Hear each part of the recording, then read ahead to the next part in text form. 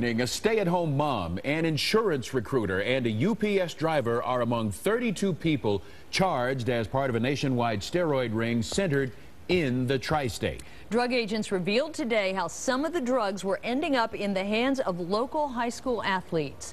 9 News reporter Bill Price is covering Butler Warren News now, live in Lebanon. Bill? Well, Carol, management here at the Countryside YMCA here in Lebanon said they first heard rumblings that there was talk going on about steroids in their weight room. They tipped off police, who then put in an undercover agent, and that led to a nationwide investigation stretching all the way from here to Tennessee, where a drug lab was actually making some of the drugs. Now, at a news conference today here at the Warren County Sheriff's Office, the Warren County Drug Task Force and the county prosecutor showed off some of the $600,000 in steroids and other drugs they confiscated. The take actually filled 2 large tables with bag upon bag of vials, which are apparently made from ingredients from China and then often sent to customers as a finished product through the U.S. mail. Another table is full of steroid pills and other drugs the ring provided users.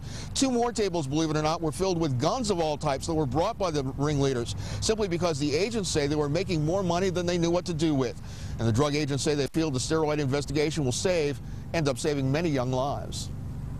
You start from the street level and you start with a tip, and you end up dismantling an entire drug organization out of state, and that was supplying poison to high schoolers in this region.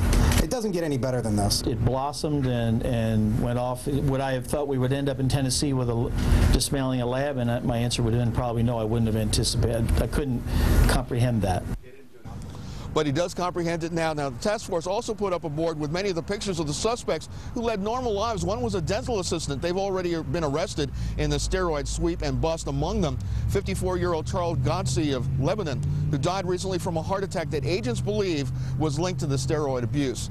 And we've also learned apparently this investigation has also touched 2 professional athletes that authorities are not naming at this point, but they do tell us that additional arrests are expected in this investigation. Now, coming up at 6, I'll be back with a man who actually tipped police off to what he thought was a small problem and ended up being a big steroid bust. Carol?